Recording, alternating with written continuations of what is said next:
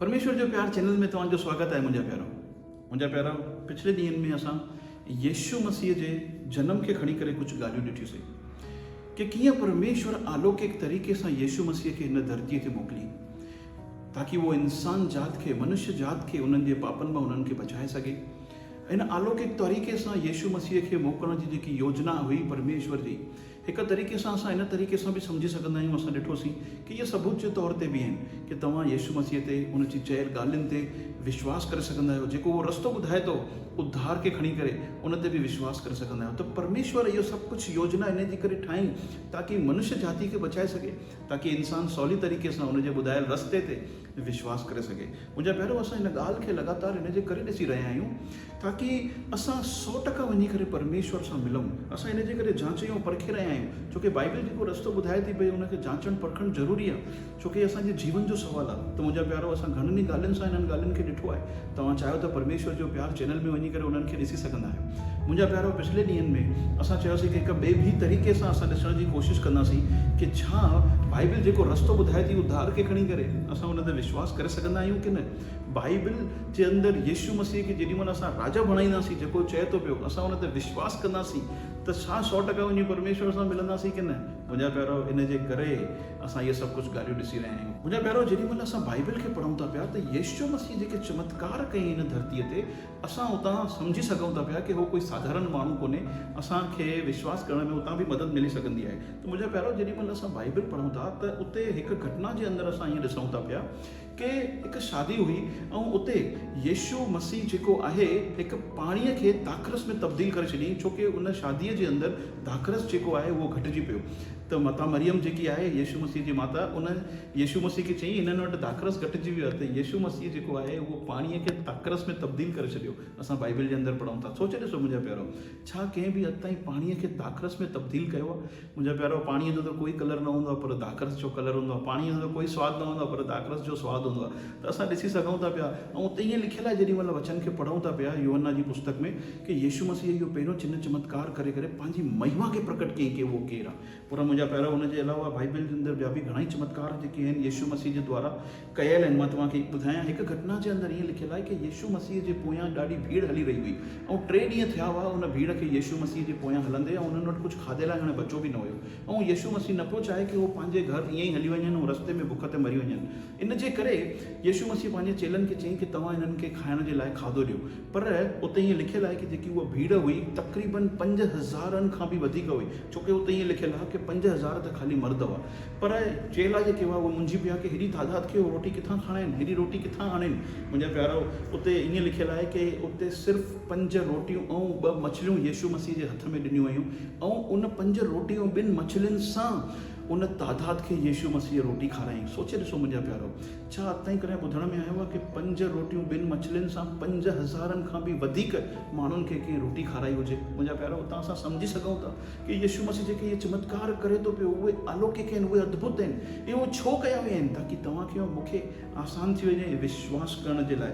उनजे अलावा मां तव्हांखे हिकिड़ी ॿी बि घटना थो ॿुधायां जेकी बाइबल जे अंदरि लिखियलु आहे। मुंहिंजा प्यारो, यीशु मसीह उन जा चेला किथां वञनि पिया ऐं उन्हनि खे रस्ते में हिकु अंधो मिलियो। त यीशु मसीह जे चेलनि जेको आहे उन्हनि खां पुछो, हे प्रभु, कंहिं पाप कयो हुयो कि हे अंधो ॼमियो? यीशु मसीह उते जवाबु ॾिनई कि हे पाप जी वजह सां न, पर परमेश्वर जी महिमा प्रकट थिए इन जे करे हे अंधो ॼमियो आहे। मुंहिंजा प्यारो, बड़ो अद्भुत तरीक़े सां यीशु मसीह उन अंधे जूं अखियूं ठीकु कयईं। उते ईअं लिखियलु आहे कि यीशु मसीह मिटी खणी करे उनजो लेप ठाहे करे उन अंधे जी अखियुनि ते हईं। मुंहिंजा प्यारो, ऐं ईअं लिखियलु आहे कि उन अंधे वञी पाणी में धोतईं त उहो ॾिसणु लॻो। मां तव्हांखे सोचण जे लाइ मजबूर थो करणु चाहियां। मुंहिंजा प्यारो, असांखे ख़बर आहे कि परमेश्वर असांखे मिटीअ मां ठाहियो आहे। ऐं जेॾीमहिल यीशु मसीह बि जेॾीमहिल उन अंधे जी अखि ठीकु कयईं त मिटीअ जो इस्तेमालु कयईं। मुंहिंजा प्यारो, छापो यीशु मसीह ॾेखारणु चाहे, साॻी हरकत करे करे असां मिटीअ मां ठहियल आहियूं ऐं यीशु मसीह बि मिटी खणी करे उन अंधे जूं ठीकु कयईं। मुंहिंजा प्यारो, किथे न किथे उहो ध्यानु पोइ खिचाइणु चाहे कि मां उहो ई आहियां जंहिं मानव जाति खे ठाहियो आहे।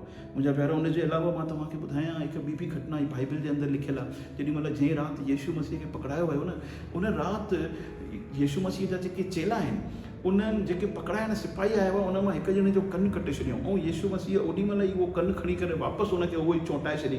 तव्हां सोचे ॾिसो मुंहिंजा प्यारो, कहिड़ी अद्भुत ॻाल्हि आहे कि उहो कनु खणी करे वापसि चोटाइणु। छा इहो कोई साधारण माण्हूअ जो कमु आहे छा? मां तव्हांखे हिकिड़ी ॿी बि घटना थो ॿुधायां बाइबिल जे अंदरि लिखियलु आहे मुंहिंजा प्यारो, ऐं उहो ईअं आहे कि यीशु मसीह हुनजा चेला जेके आहिनि हिकु दफ़ो झील पारे करे ॿिए पासे वञी रहिया हुआ ऐं हुन झील में ॾाढो वॾो तूफ़ान आयो।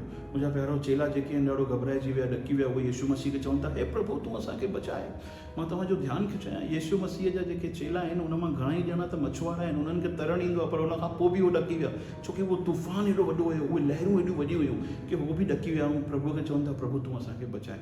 पर यीशु मसीह ओॾी महिल ई उथे थो पियो ऐं उन लहरुनि खे, उन तूफ़ान खे आज्ञा ॾेई करे चए थो शांत कयो। मुंहिंजा प्यारो, यीशु मसीह उते ईअं न कयईं विनती करे कि प्लीज़ तव्हां शांत थी वञो।